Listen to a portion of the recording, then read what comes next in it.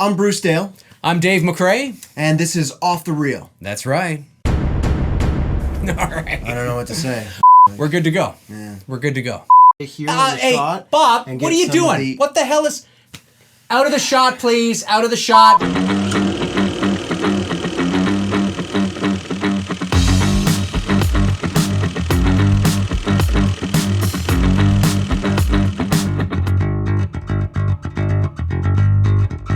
We're back. We're back. This is exciting. This is exciting. This is exciting. And before we get started, ladies and gentlemen, as you know, this is a review That's right. of Star Wars The Force Awakens. That's right. That's and we're sort of a little late to the party, but I don't know if it's really late. I think I'm going to say that we're not late. Okay. Because Dave and I have both seen the movie more than once. That's right. And I would like to think of it more as we were doing our homework. Right. We were making sure that we're forming informed opinions. Exactly. Exactly. By going to see the movie more than once. Exactly. No, I like it. I like it. But I do have some more feelings now that I've seen the movie. Only twice, by the way. You've seen it.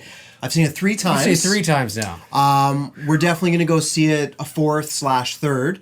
Yeah. I know that's going to happen in the near future. So I think and sorry, before we go any further, I just want to say that if you haven't seen the movie, like, shut the fuck. you should turn this video off because there's going to be spoilers. Yes, that's right. So if you haven't seen it, most people have seen it by now, but you know, there's still the odd son of a bitch out there. No, I'm kidding, totally joking. No, there's still the odd person out there who hasn't seen it, who actually is waiting until the hype dies down. That's right. To go and see there's some people that do that. So if you're one of those people, don't continue watching. Stop this. Pause it. That's right. Go see the movie. Yeah. And then come back and press play. Exactly. Like, literally, pause the...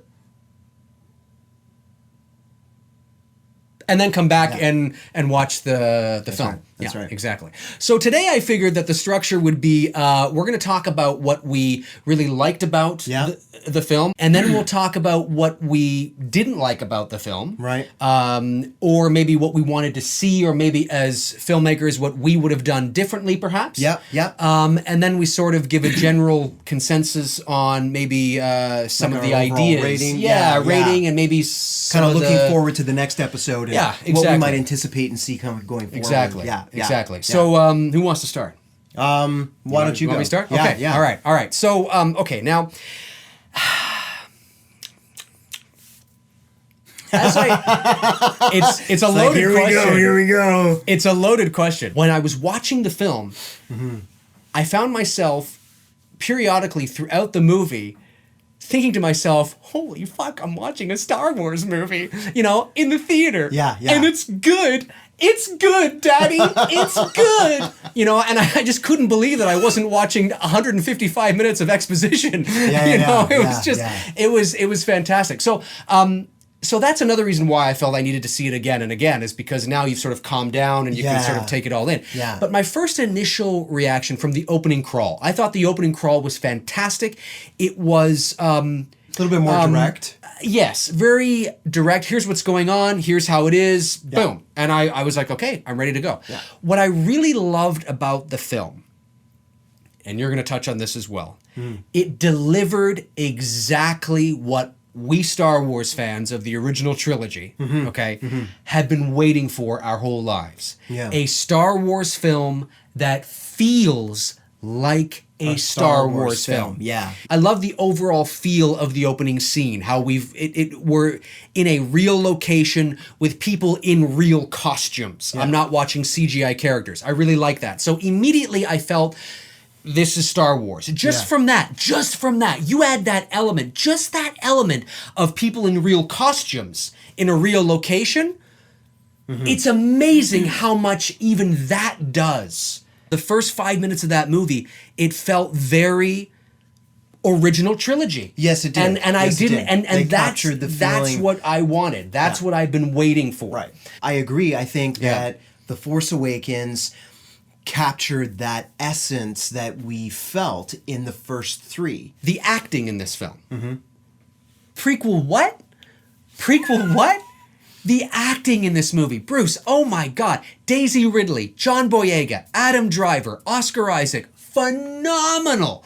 Daisy Ridley. They had some really nice moments. She's a newcomer, Okay, I think she had done some student films, some independent films. This was her first big blockbuster film that she, essentially her first movie for all intents and purposes. I saw an interview with her online, and she had admitted she basically classifies this as her first real film. Yeah, and like, but she was professional film. She was spectacular. She was. I thought she was fantastic. She had some great nuances in her performance, facial her expressions, her micro. One of the things I liked was her micro expressions. Yeah.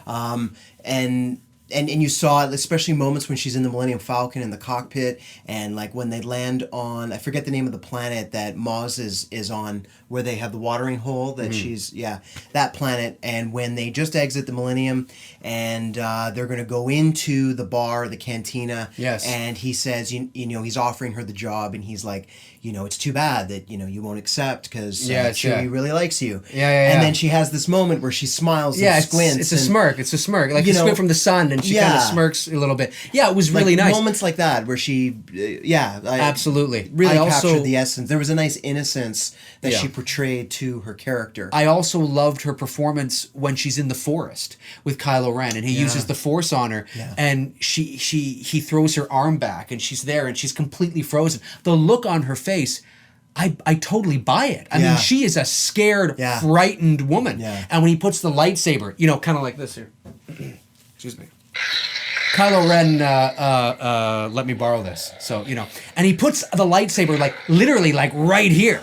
You know what I'm saying? Like right here. And she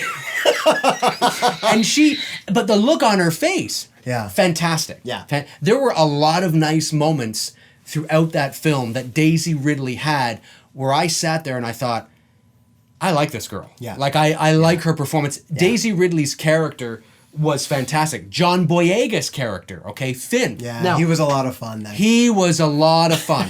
Yeah. The chemistry between John Boyega's character and Daisy Ridley's character was really nice. Yeah. I thought there was a nice mesh of chemistry there. Yeah. I again agree with all the stuff that you've said.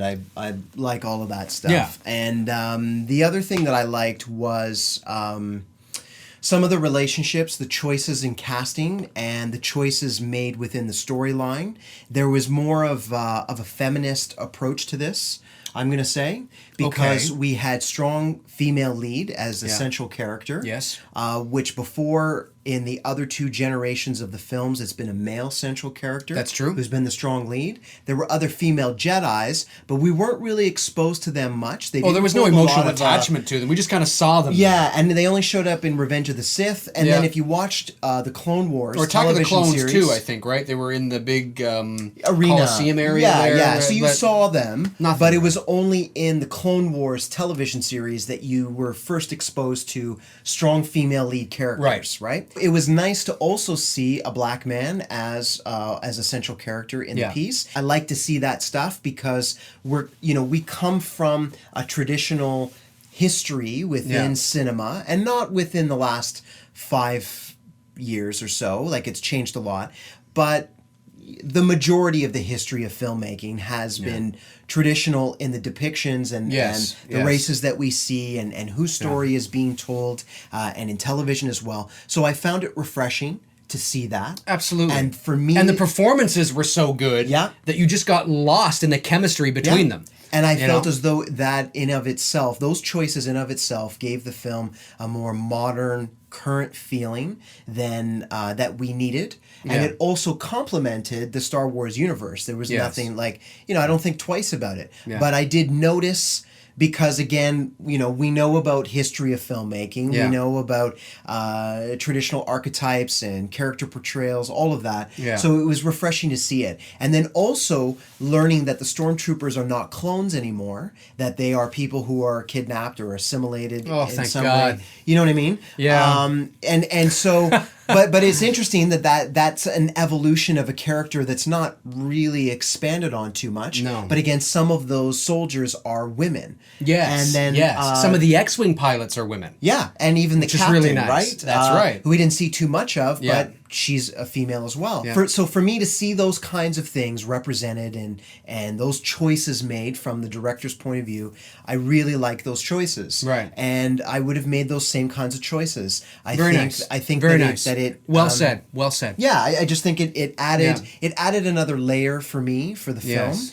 And then also seeing Leia now as a general. Yes, that was cool. Which was a very natural progression for her character, Right. because she was always involved. Yeah. She was always a strong... And she was always a female. leader of the resistance, right? Yes. They called it the rebellion, but she was always up there. She was always up there. And you knew that if she didn't go off to become a Jedi, she would make her way up the ranks. Absolutely. I always What thought else is she gonna do, right? she'd either get involved as a senator in the Republic, Yeah. or she'd continue leading the military or doing something. Like Yeah. I would have expected her to be in a position of power by this point anyway. Yeah, So it exactly. was nice that they delivered on that. I like that. That was nice. I remember in our previous video where we talked about the trailer, I Yes. had my skepticism and doubt about BB-8. BB-8. And I was worried that it was going to be a character thrown in for comic relief Yeah. and bad taste like they had with Jar Jar. And I was Yeah. like, fuck, I really hope not. Yeah. I was very happy with BB-8. I thought I thought he was I can't believe I didn't cute. even talk about BB-8. I thought he was cute. He I was really fantastic. Did. I like the little moments where he like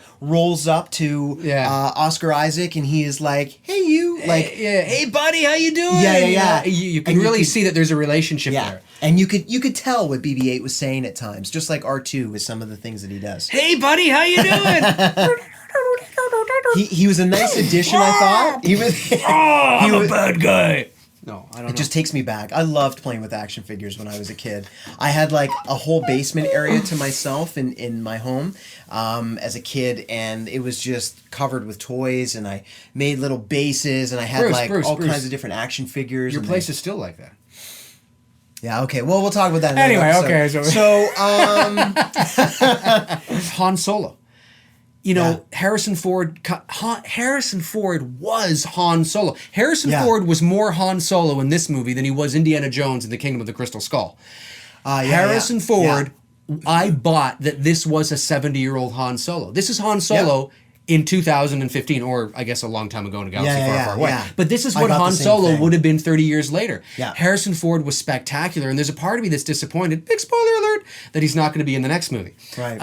It's because he was kind of nice to not just to see him back, but he really delivered. Yeah, he did. I mean, he really delivered. I bought that it was Han Solo. Yeah. And I'm telling you, Harrison Ford's my favorite actor, and I was concerned. I was concerned that we were going to get well, if you don't think, we're going to get that Harrison Ford. We didn't. Right. We got we got Han Solo. Yeah. So I really liked how Harrison Ford portrayed Han Solo. I loved it. I loved the chemistry between him and John Boyega and him and Rey. Yeah. I thought they all had really nice chemistry. Yeah, I thought so too. Kylo Ren. Oh my fucking God. Adam Driver. Kylo Ren, when we first heard about the film and everything was coming together, I was a little worried, is this going to be a Darth Vader part 2? Is this going to be a rehash of Vader? His portrayal of Kylo Ren was fantastic. You're going to hear me say fantastic a lot. Yeah. But it was. And he was nothing like Darth Vader. No. Nothing like Darth Vader. I love that he was torn between the light and the good, to a point. I love that his training was incomplete, because we never saw Vader's training being incomplete until we saw the prequels. But Kylo Ren, some people have said this, and I actually agree with this to a point. Okay. Kylo Ren is what Anakin Skywalker should have been.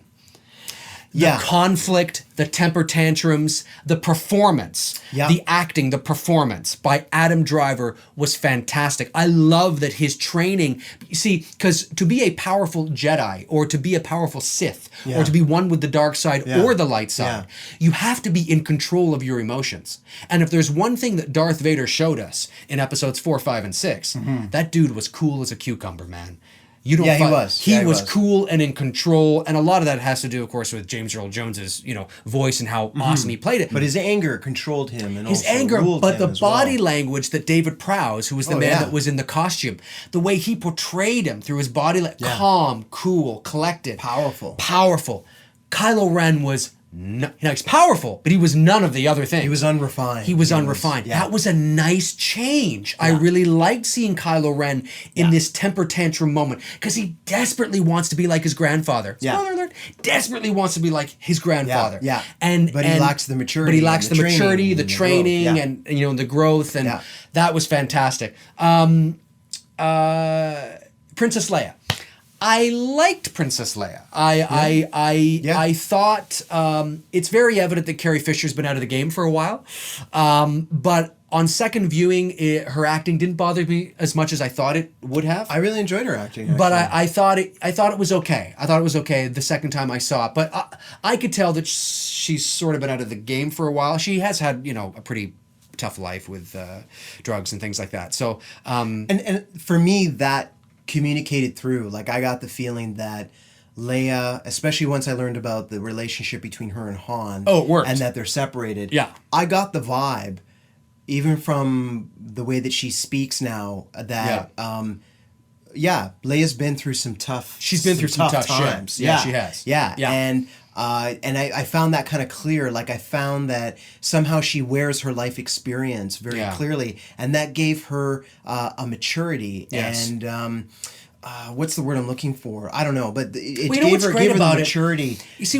that someone of her level would have. It would have. Yeah, and what's so great about it is, I think people have to put in perspective, and they have to put the story first. Mm-hmm. And the fact of the matter is, look, we all wanted to go to the theater. Really, we did. Come on, we did. We wanted to go to the theater and see Han, Luke, and Leia on the screen together again as a trio, right? Yeah. That would have been awesome. Yeah, absolutely. But the fact of the matter is that, the actors are there to serve the story, right? Not the other way around. Yeah. And the fact of the matter is that if you play it realistically, it's been 30 years. Yeah, shit's changed. She's not going to be the same spunky girl that we remember. She'll have that spunk in her, but she's older. She's wiser. She's more reserved. She's more calm. But you can see it. It's still there in her in the bit of the dialogue she had. Same with Han Solo. Ford.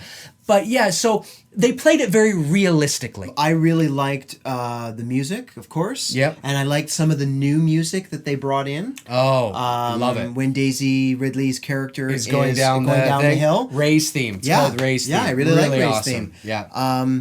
I like the new tech, the new designs. Yep. I like Oscar Isaac's character. Like, I admire his confidence and his self-assurance. Yes. He's not cocky, but it's just like... Yeah, man. Yeah, you got it. Yeah, you're awesome. He's got it. I want, and he's just so strong. I didn't, I don't know if you know this, but they actually were going to kill off his character, and they decided not to. And I'm really glad they didn't, because I think I want to see more of Oscar Isaac. Well, he was awesome. Something we haven't talked about, Captain Phasma. Yeah. Now, Captain Phasma's character, I really liked. I love that she's also female. Yeah. She's sort of the captain of the stormtroopers. I really like that. And a lot of people are complaining that they didn't see enough of Captain Phasma. I get it. She's a cool character. Yeah. And I think it's because they marketed her front and center. You would have expected the character to have more of a presence. I mean, well, they got the vibe. Here she is right here. Yeah, right? because we get the vibe that she's going to be a really central character. And a lot of people felt, and I kind of felt this way too, there's something reminiscent that makes me think of Boba Fett. Oh, absolutely. And everybody loves that character. That's right. So it's like, we want to see a Boba But they Fett love type that character probably because we hardly saw any of him. So the novelty, and there's a mystique and a nuance about Boba Fett, because we really, he's got maybe 6 minutes of screen time in the entire original trilogy. Yeah. So see more Boba Fett in the new Battlefront game than we did. Exactly. So that could be part of the reason why everyone loves Boba Fett, because they love the mystery that surrounds Boba Fett. Another scene that I really enjoyed that I want to talk about is the Kylo Ren Han Solo scene. Spoiler alert.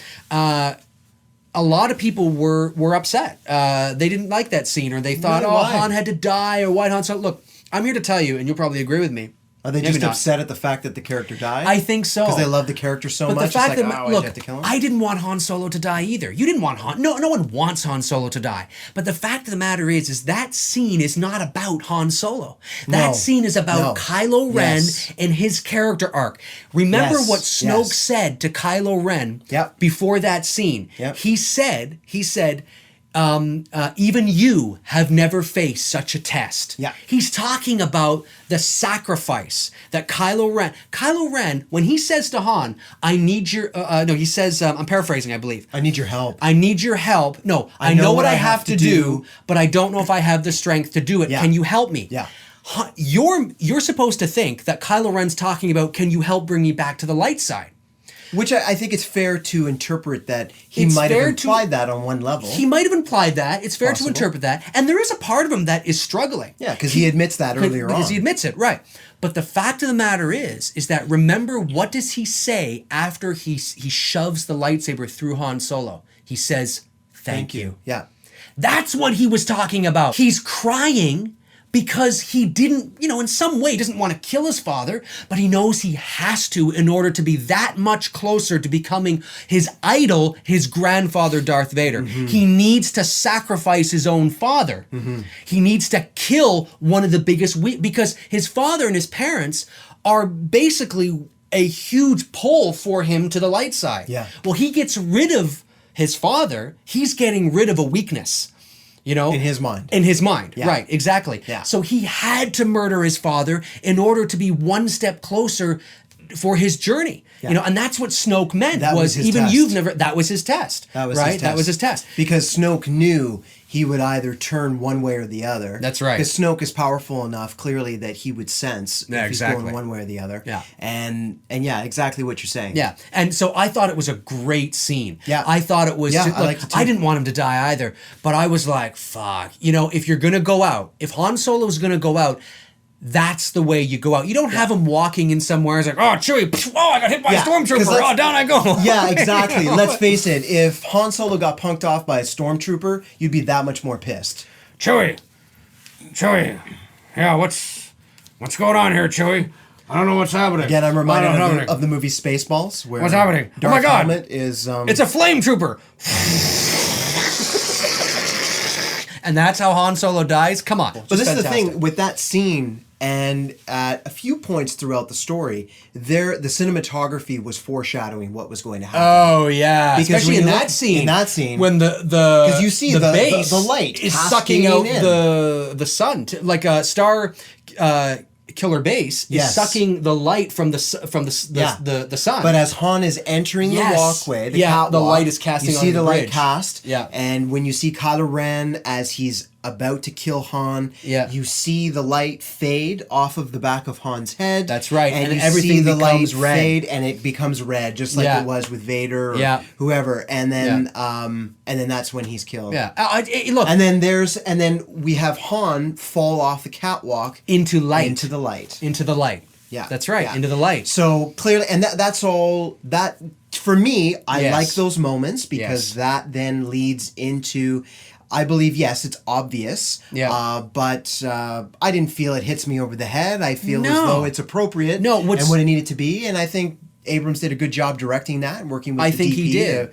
to, make those creative decisions because it was nicely crafted, I thought. Yeah. And look, there are a lot of, and I made a couple of videos about this on my own YouTube channel. There are many people.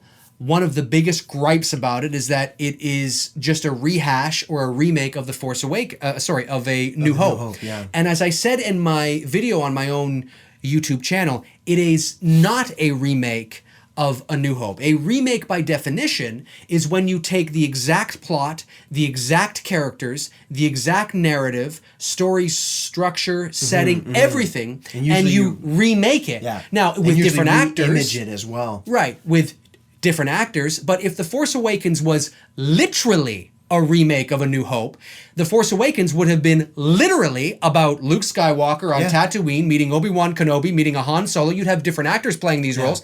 So it's not a remake. There are parallels to A New Hope. Yeah. Yes, but The Force Awakens is not A New Hope. No. It's not A New Hope beat for beat. It's not a rehash of A New Hope. It's not a remake of A New Hope. With any continuing storyline, especially when you are continuing a story about maybe the same family, the same set of characters, and you're continuing generational storylines, Prequels was one generation, Yeah. then you have another generation, then you have a new generation. There are going to be parallels. Yeah. And I guarantee you that when episode 8 comes out, there will be parallels thematically that parallel The Empire Strikes Back. Because Star Wars thematically has always been about the hero's journey. Yeah. And we are going to see parallels to The Empire Strikes Back in episode 8. Now, what do I mean by that? It'll probably be a bit darker. It will be. And It often will be. the second act is the darkest. That's what I was going to say, is that, what do I mean by that? The second act will be, I guarantee you the good guys aren't going to win in episode 8. Because Kylo Ren's going to be, we're going to see a much different Kylo Ren in episode 8. Yeah. Because his training, that Snoke said, bring Kylo Ren to me, I'm going to complete his training, right? Yeah. Kylo Ren is going to be he's going to be a different beast in episode 8. And he's probably going to kick the ever-loving shit out of the Resistance in episode 8. So, yes, there are parallels to A New Hope, but in no way, shape, or form is The Force Awakens nothing but a remake of A New Hope. Yeah, no. And so, kind of leading on to things that we didn't like about the movie. Yes, okay, so let's talk about what we didn't like about the movie. Yeah. Okay, so this was quite the... there's a lot to talk about. Well, for me, I'm going to be honest, there wasn't much I didn't like about it. Okay. I'm going to be honest. Okay. And that's because I approached the film thinking that this is one act out of a 3-act story. Right. When I'm watching it with that in mind and thinking of this story in context with the rest of the universe that has already happened, the rest of the canon story, I think to myself, no, it makes sense why the characters are unrefined, why the lightsaber battle is unrefined and sloppy, and some people had criticisms about that, and I'm like, you don't get it. You're not thinking like the filmmaker and the storyteller, because and I love the lightsaber battle. Yeah, I like the fact that it was unrefined. I like the fact that Kylo Ren was a child. Yeah. The guy's a Padawan still. Yeah. And the fact that Rey is almost equally as powerful as him, it seems, untrained, only leads you to think, my God, like how much more powerful Look, could Kylo she be Ren once she's trained? Kylo Ren stopped a fucking love laser in that. midair. I love that. Dude, say That what you was want cool. about Kylo Ren, but this guy is powerful. He is powerful. He's He powerful. is. He's just a child, and he's unrefined. He needs further training. Yeah. He's immature. Yeah. And he takes temper tantrums. Well, so is Anakin. Yeah. And he was immature, and it's only once he made the full completion to the dark side that he That's right. matures. Yeah. Well, that's part of the journey in the story. That's part That's of right. the growth. It's because you went in with realistic expectations. Well, yeah, but I and the think also understanding of the understanding story the act. universe, Right. understanding the characters in the right. universe, and I think And how that it's the first act. yeah, and I think that Abrams did a good job and in realizing it and submitting himself or submersing himself into the universe. Right. And bringing the next chapter to life. Like I guarantee you that people who didn't like this movie are probably going to be changing their tune in another 5 years when when the other two films are out. Yeah. Because then they're going to be able to judge the story as a whole. Yeah. And I think The Force Awakens is actually going to be it's going to get even better. Oh, I think so. Once the I other think two the other films are films will be complete, because stronger. then Yeah. you'll look at The Force Awakens and be like, oh yeah, that's when that Yeah. was. Now you have no context. And think about the first act of any It's like movie that you see. Exactly. It's usually a bit thinner than the rest of the story. Of course, it's the first 20 minutes of the Yeah, movie. because as you develop through the story, you want the plot to thicken. That's You want exactly the it. characters to develop more. Yeah. So the next few films, we'll be able to like jump into certain characters right away because we Yeah. already know their backstory. That's right. And now we can dive a little bit more into their origins because again, we already know their story, Exactly. what's going on. Exactly. I like the choice of the snow planet because I've always Yeah. had a fondness for Hoth. Okay. So Yeah, I Hoth thought is that good. was fun. Totally cool if there being, of course, like an Imperial base or New Order base there. Yeah. I wasn't so keen on the fact that we've kind of just rehashed the Death Star but made it 10 times larger. Right. And now we're drawing energy from the sun. I like the draw from the sun. I actually like that. Yeah, I think that's that really was cool. fresh. Yeah. But you could have had a different device doing that. Yeah, I just don't. I think something completely different Yeah. would have been better because it's sort of like guys, you built the Death Star twice. The Rebels blew it up twice. I would have thought you would have learned your lesson. Exactly. And Yeah. it was just a little too convenient for me. The oscillator that was on the planet's surface. Yeah. I guess they made that choice as opposed to being in the core. Yes. But he still had to fly into it. But you know what? Which still was reminiscent of flying into the core. I agree with you on that. That is probably my biggest thing that I would have done differently. Well, it could have been something like, even if it was a planet, but then there's rings around the planet that look like asteroids, but in fact they're all little human-built technology lasers or something, and maybe it's a giant EMP pulse that radiates throughout and shatters the solar things. system. Right, exactly. So anything within a certain distance, they would just send out a burst, and any ships that fly in, forget it. Yeah. So you can't even get close. That's and right. then on the world, Yeah. within the ring, would be their headquarters. I agree with you. For me, there wasn't anything that I didn't like I hate it, right? So I guess when I say now we're going to talk about what we didn't like, it's not that I didn't hate it, but as a filmmaker, there are a few things that I would have done differently, creative choices that I would have made differently from J.J. Abrams and company. And one of them that I'll talk about was Carrie Fisher, Princess Leia, but she's General Leia now, her reaction to Han's death. Now, I would not have... Okay, I thought it was a little underwhelming. Now, what I mean by that is, before you jump on me, people, I don't mean... I saw a video of some guy that said, I wanted her to be like, no, or Han, and I disagree with that. She should not have done that, because their relationship is torn. They haven't seen each other in God knows how long, maybe 10 years, 20 years, who knows? Maybe not quite 20, but maybe at least 10 years, or something. They haven't seen each other in a while. She shouldn't have had that reaction. You have that reaction when your spouse, who you are in love with deeply, who you've been together with for years and years and years, you have that kind of reaction.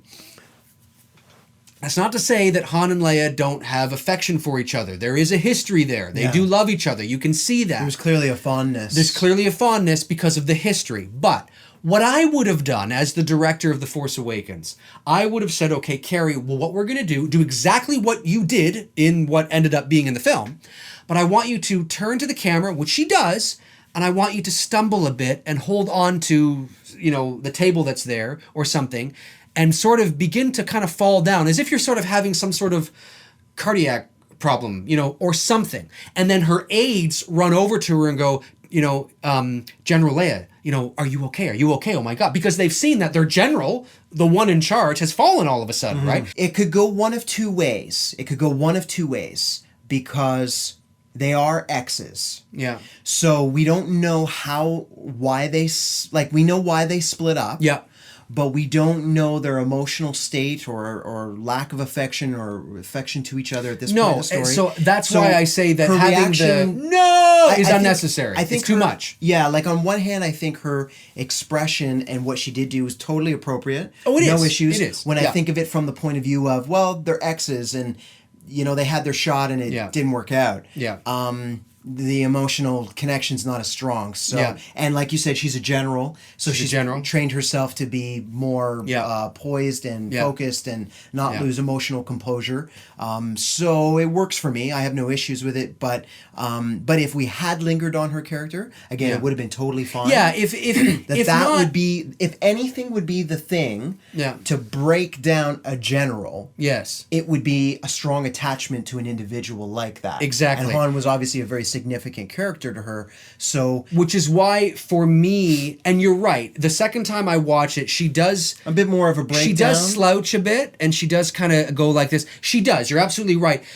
But to stay on not a bit longer? Breakdown, not oh my God, not like that. No, but something to like keep it subtle, but just to see her cry, to cut to a close up. Not crying. Even. No? No, not crying. You think that's too much? For somebody to... No, I think for me, if the choice was, no, Dave, we're not going to add any dialogue and we're not going to do anything else, we're going to keep Carrie Fisher's performance the way it was. The only thing I would recommend then to JJ would say, then do it in 2 shots.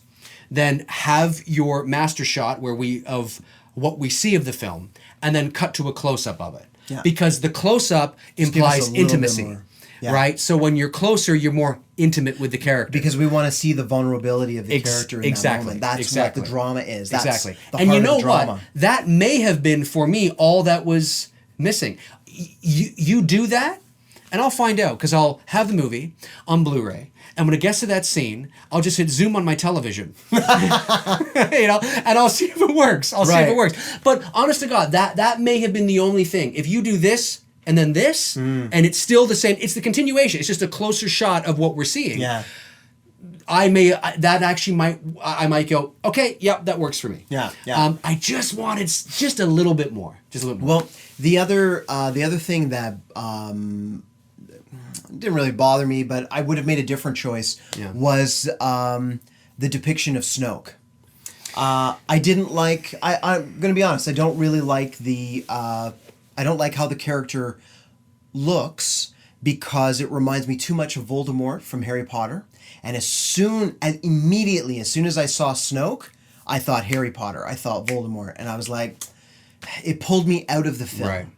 And from reading I read an article from Andy Serkis. And I know what you're going to talk about. Yeah, or watched an interview with J.J. Abrams. Yeah. Both of them had said, well, we made the choice to do motion capture for the Snoke character because he's supposed to be so deformed and so physically different that it would be impossible for us to do this with prosthetics. Yeah. I'm not convinced that the end version of Snoke that was portrayed in the movie I totally agree. could not have been done with prosthetics. Totally agree. I read the same I think article. Snoke would be better as a real guy in prosthetics. And I believe that what you did with Snoke, you could totally do. Absolutely. Knowing some of the work that we see in Walking Dead, no, man, I don't believe it. I read the same article, and I read that same thing that you said. Yeah. They decided to make Snoke CG because the design was so complicated, it would just be... Bull. I call bull on it. No. You want to know what I wanted to see from Snoke? I wanted more mystery. Now, I didn't hate Snoke, but I wanted mystery. Going into episode 8, they could still make Snoke prosthetics. They could do it because they could justify it by, well, he looked like that because this is a holographic image and anything that's could be being hologram. sort of... Yeah. So it's a hologram, so that's why it looks the way it did. They could justify it that way. I am kind of hoping that Snoke, when we see him, if we see him in episode 8, that they actually listen to some of the fans that have said this, and they actually do go the practical route. I kind of got the vibe that it was a decision where, well, let's make Snoke... In the end, we're going to do it this way because we can. Right. And because we just want to involve some cool technology. Yep. That's what I think. And because it's a Star Wars movie, Yeah. we really feel like we should have this technology being used. But I don't necessarily agree. I loved how big Snoke was, the projection of the hologram. I loved the room and the light being... I loved that look. I loved that look. I had mixed feelings because part of the look... Yeah. is what made me think of Voldemort and Harry Potter. Okay.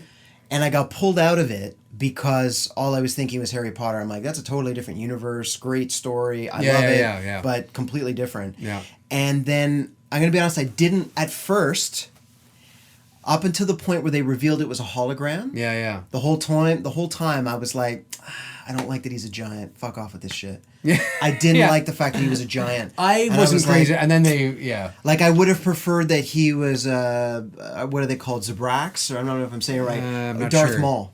Darth Maul. With the horns, right? Yeah. I would have preferred it was a repeat of that over it being a giant. Like, I'm like, get out of here with this shit. Like, or if he was big, like, I'd be okay if he was as big as Chewbacca, or around that height. Maybe he's 7 feet tall or something. Yeah. But to be as big as he was, if that were his size. Yeah, in real life, that's interesting because I personally don't like that. I'm like, get out of here. I wonder how big he's going to be, or maybe he's going to be small. And I liked when they revealed that he was just a hologram. Yeah. Then I was like, okay, cool. I'm okay with this. Yeah. I'm okay with this. As Because long as now he could be any size. Yeah. You know what I'm saying? Yeah. Another thing that I would have done differently, although I did find myself feeling a bit different about this the second time I watched it, was I found the pacing of the film. Now, when I say this, I don't mean that I didn't understand what was going on and it went too fast in the sense that it moved too fast. I didn't mean it moved too fast, but the pacing of the film is quite quick. We go from one action sequence to the next action sequence to the next action. You know, we go from the action sequence on at the beginning of the movie to the action sequence of Poe and Finn escaping, to the action sequence of Rey chasing down Finn, to the action sequence of them taking the Millennium Falcon, to the action sequence on board the freighter with Han and the aliens and the you know, the thing happening with Han, to the action sequence at the Maz Kanata's base, to the action, like it moves at quite a clip. And I would have liked, for me, I would have liked to see a little more exposition. I would have liked to have seen just a little more foundation, a little more. I wanted to feel just a little, not that there wasn't exposition, there was, but I wanted just, maybe if not, just to slow the pace down a bit, maybe milk a few more scenes. I wanted a little more time with these characters. I think a bit more backstory, maybe a bit more about what she's doing now. Maybe a bit more interaction between Leia and not Han, but Leia and her people. Maybe a few conversations. One scene of Leia talking to her people. You might have shot that. You know what I mean? They did shoot it. I have to be honest, I didn't have any issues with the pacing, because I found that the pacing was just very evident of today's filmmaking pace. Well, and it's J.J. Abrams. And it's an action film. Yeah. And he's an action director. Yeah. The one thing I'm walking away a little confused. Oh, interesting. And if it's true that this happened, I'm a little annoyed. Okay. When the Starkiller planet Base Starkiller base fires its blast across the galaxy. Oh, yes. I got the impression, because of how quickly it traveled, I got the impression that those other planets that are grouped together, which are apparently, I think, the home world of the Galactic Republic, the New Republic. Yeah. And I'm getting the impression that was maybe the Chancellor that we saw on that one planet. Like when we cut to the city, I'm getting the impression that was the Chancellor coming out on the balcony with some other delegates. I don't know. But if that's the case, and if that was the homeworld of the New Republic, and the homeworld changed from Coruscant to another world, because the Chancellor is female, and if any of you have read Star Wars Aftermath, they talk about that. Right. There is a new Chancellor, the New Republic was being formed, and that story takes place about 3-4 months after Jedi. Right. There is a new Chancellor, she's female, coming from a different world, and so what bothered me is it true that I know all those planets blew up, but is it true that the Galactic Republic got punked off like that so quickly? Like I know what you're saying. It's a powerful weapon, and I get you, but really, guys, you got. Well, see, there's a perfect example. There's a perfect example of now. I don't disappointed. I was I don't know. Shit. Like I wanted to know. For me, because I've always liked the political theme, the political stream. I like the political aspect to the Star Wars story. For me, it gives us a bit more reality. Sure, gives it does. Another layer. You know what you needed? I think actually enriched it. You know what you needed? I needed more development. More exposition. Well, I needed to see more of the New Republic. You needed to care, because the only thing that you saw was those people come out on the balcony. And the first time I watched the movie, I was like, "Who the fuck are these people?" And the only thing I know of for the New Republic. And why do I care that their planets are blowing up? Yeah, and it seemed a bit arbitrary. It did. Choice, yes and no. You see, all you would have to have done at the absolute minimum, okay, they gave you a bare bones. All you would have had to have done is shown a conversation between General Leia and somebody on one of those, like the Chancellor. Well, yeah, and have some sort of the New Republic was supposed to be backing up the Resistance. All you would have had to have done to make you care more about it was shown a holographic conversation or some sort of conversation between Leia and the Chancellor, and make the scenes maybe like a minute long or something, and she's talking about how it's going and your resistance is. Show that, because when that woman, I don't know who that woman was. I still don't know who that woman was. I'm guessing she was the Chancellor because she was so prominent,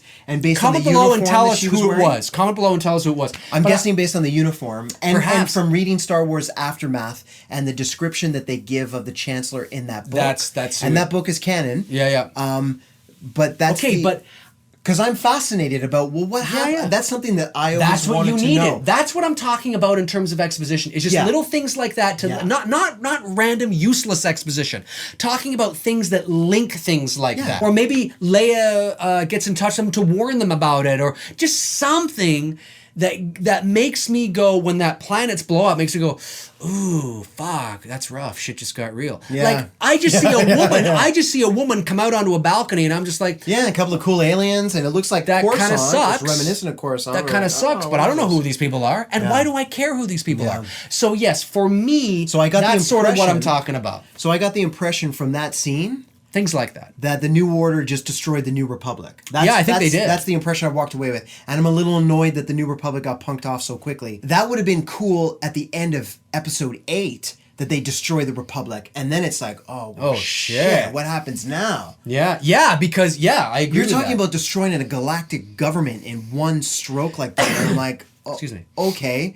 And yeah, like of course, Yeah, they would yeah. just blow up Yeah. from something like that powerful. Yeah. Absolutely. But Yeah. it just, I don't know. Done it too quick. Yeah, I was just quick. kind of like, you're the galactic. It's the other side of the coin where I go, yes, it's a star planet. It's the power of the sun blowing you up. Yeah. But somehow I just feel like the New Republic. Did you not learn? Would you not have been more insightful? Would you not have or- been prepared? Yeah, Would there not have or- been a force field? Would there not have been? But it came out of nowhere. They didn't see it coming. They didn't see it coming. And of course, we'll find out in the new one. I'm sure the big question everyone's asked if Rey is Luke's daughter or not. That's one of the big questions. Yeah. Is Rey Luke's daughter? And I think she probably will be. I think it's I'm on the- 50-50. I think it is. I agree with you. It's 50-50. However, I think it would be really cool if she wasn't. Because then you have to ask yourself, okay, Yeah. why is the Force so strong? Yeah. With this, Where does she come from? Is there lineage we don't know about? Yeah. I mean, there's so many questions here going into episode 8 that is really interesting and really fascinating.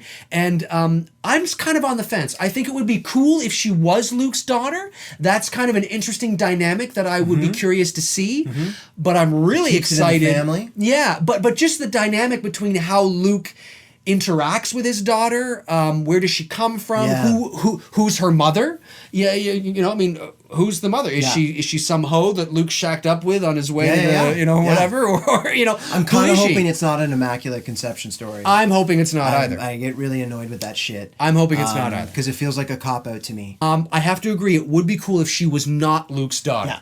So- and I that think brings that- because that makes the universe bigger. Yeah. And now it brings in a whole set of new questions. Yeah. Who is this girl that's so force sensitive? But I think because of the flashback and because of Rey's, which some people didn't like this, some people didn't like the fact that she seemed to suddenly become pretty powerful with the Force fairly fast. Yeah. I believe the reason for that is because she has had prior training. I believe that she may actually have been one of the pupils that Luke was training. Now, whether she's Luke's daughter or not, I don't know, obviously, although they do allude to that. They suggest it. But I believe that she is more than likely one of the pupils that he was training before Kylo Ren or Ben Solo just went to shit and killed everybody, and she survived somehow, and that's why they know each other. Like Rey, like they kind of Rey and Ben sort of seem to have this.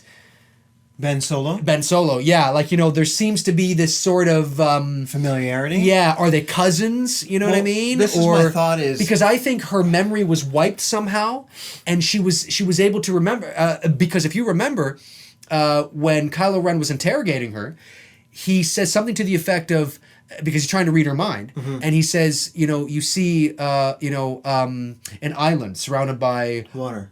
Well, that's the island essentially at the where end. Luke was, right? Yeah, So now the is first she Jedi temple. is she seeing the future?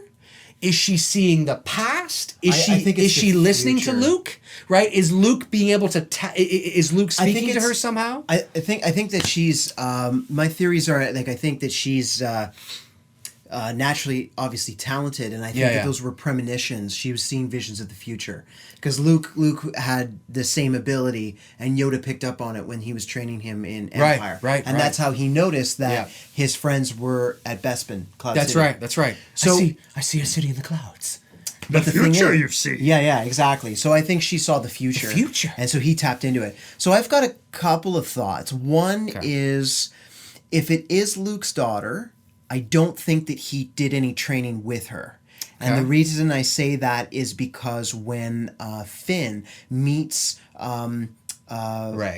Rey Yeah. in the tent on Jakku, she says, "Oh, I thought Luke Skywalker was a myth." Well, yes, but her memory's been erased. I don't believe that her memory was erased, though. No? You don't think that? No, Okay. I All don't. right. I think that would, Fair enough. Fair enough. I don't think so. But I don't think so. but because like she was like Oh shit, she man. was like what? She was like ditched on a planet, Yeah. and she looks like she's like age 6 or 7. Yeah, Because 7 or 8, I somewhere have around kids, and Yeah. like I'm familiar with what a 6 or 7-year-old is Yeah. like, and so. And then when we see the vision of the Knights of Ren, Yeah. having slaughtered the Jedi, if that's true, Yeah. and it's not just a dream, but And it's if that's actually, the past if and not that's the future. past, yeah, not the future, Yeah. then it's Which is an interesting. Yeah, which it could be. Could be. Maybe all of those were visions of the future. Maybe. Right? Yeah. We don't know. But it was Apart mixed from in her with being the a little past. girl, yeah. So we have reason to believe that some of it was the past. Maybe all of it was the past until we saw the very last item. Like, who knows? Who knows? So she sees the past and then the premonitions. I don't know. Anyway, so they so if that's the case, I don't think she received any training from Luke. I think she's just naturally talented, Right. and I think she just tapped into these abilities. Which 'cause brings she's super up smart. Which brings it well, not just super smart, but clearly the Force. She's extremely Force sensitive. Yeah. Now a lot of people took issue with the fact how could she beat the crap out of Kylo Ren? When she tapped into the Force. Look, Kylo Ren. You have to remember his training is incomplete. He's not one with his emotions. He's juvenile in a lot of respects. He's a torn, Sith in training or dark, Lord in training. And he was injured badly by Chewie's crossbow. Yeah. And he's bleeding and he's hitting himself to try and get rid of the pain. I'm tough, I'm tough. And You know what I'm saying? Finn had slashed him on the shoulder. Slashed him on the shoulder. So he's got 2 major injuries. So I don't believe that Rey just kicked his ass because Rey's all powerful. No, and remember I believe that part of it is because Kylo Ren has been injured, but the Force is strong enough with Rey that she is able to hold her own. Well, and you have to remember But why is the question? We were introduced to Rey's skills right off the bat. That she was agile. That's right. When she beat up the person in the opening scene. Yeah. Her agility to like rope down in the Star Destroyer. And then when she's fighting for BB-8 on Jakku. Yeah, but the question is, where did she learn these skills? Right. That's the question. But it was clearly established that she is a fighter. She can take care of herself. Yeah. She knows how to fight. Yeah. And she uses a staff. Yeah. Well, a sword is a different weapon, but Yeah. I have It's a every weapon. reason. I didn't Yeah. question that. Yeah. Because it was clearly established, and we saw her fight. She's a good pilot. Yeah. There's a lot of parallels to Luke. There's a lot of parallels to Luke, but So my other theory is that, and I was talking with my buddy about this, and he was saying to me, Bruce, it's very possible that it's not Luke's daughter at all. Yeah. On the premise that the Jedi follow a strict code that they must release all attachments from Yes. everything, which includes releasing their attachment for love. So this is what my buddy was saying, and thank you for saying this because it opened Eric. my mind. Yes, my Thank buddy you, Eric. And so it was, he was mentioning, there's this strict code that they live by, right? And the Jedi are supposed to be the perfect embodiment of that Zen focused, forever present in the moment now type of leader.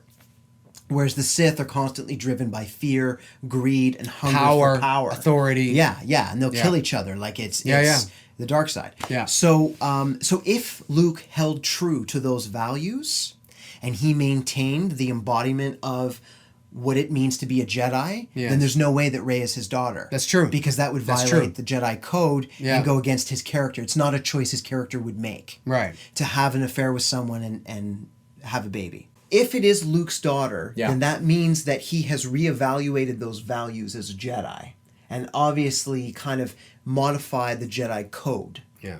And being the only Jedi left in existence. Or it could also mean that people just forgot when writing the story. It could. It could. It could. It could. So then, if it's not, my other theory is that Rey and Kylo Ren are brother and sister, potentially. And the reason I say that is because of the twin gene. Yeah. So Luke and Leia were supposed to be their twins. And, I don't know, I know it's science fiction, but in real life, if you're a twin, you carry the twin gene, and the chances of you having a twin is highly likely. And maybe skip a generation. Which would be interesting because, that could explain why there was the familiarity. But and also why maybe if she's also had training, why maybe he didn't kill her. Well, and I think it would also explain why she was placed on Jakku. Yeah. Maybe they were separated. Yeah. At a young age, similar to what Luke and Leia had happened to them. Yeah. And maybe that's part of the backstory there. Yeah. Because you were also mentioning that there was sort of a familiarity when Leia meets Rey for the first time. Yeah, because she comes off the Millennium Falcon. Because when she comes off the Millennium, they hug, and there's this moment of remorse. And that's the first time their characters have ever seen each other. Yeah. And so and no words are said. No. And it was like they kind of knew each other. They knew each other, and it's like now I believe that Leia does. She knows exactly who Rey is. Yeah. Rey may not necessarily know who Leia is, although she probably assumes and it was a thought that ran through my head that maybe this is Leia's daughter. Could be. It still could be. I mean, because a lot Leia of people is super strong with the Force. She just didn't become a Jedi. A lot of people are still assuming that Rey is Luke Skywalker's daughter because of sort of how everything went. But it's entirely possible it could be his niece. She could be the daughter of Han and Leia. So, folks, tell us what you think about Star Wars The Force Awakens. Comment below and let us know. If you want to reach out to us, you can follow us on Twitter at OTR Movies. You can email us at offthereelmovies@gmail.com. Reel is REEL, like the movie reel. Offthereelmovies@gmail.com. And Facebook as well. Facebook.com/offthereelmovies. We could go on forever. There's so much to talk about. Also because there's so many questions unanswered. Exactly. It's exciting. I'm excited to see where this universe is going to go. Yeah. So 8.5 out of 10. I'll give it the same thing. I'll give it the same thing. Same thing. Yeah. So Bruce and I give it an 8.5 out of 10. Yeah. What do you give it? What do you give Star Wars The Force Awakens? Yeah. Comment below and let us know. Well, thanks for joining us again, guys. Yeah. And again, we appreciate all the love and all the views. And, it fell down. It cut a hole in the floor. And that's too bad. Here, I got it though. You got it? You got it? Yeah. All right. Yeah, look at that. Yeah, this is fucking nerdy. Yeah. This is really nerdy. Yeah.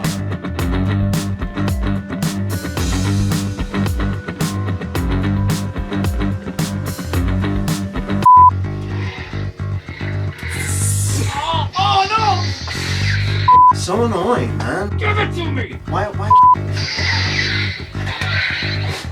Brain shut off. Yeah. The end. Yeah. Fire! Hold on, Chewie never had 9 lightsabers.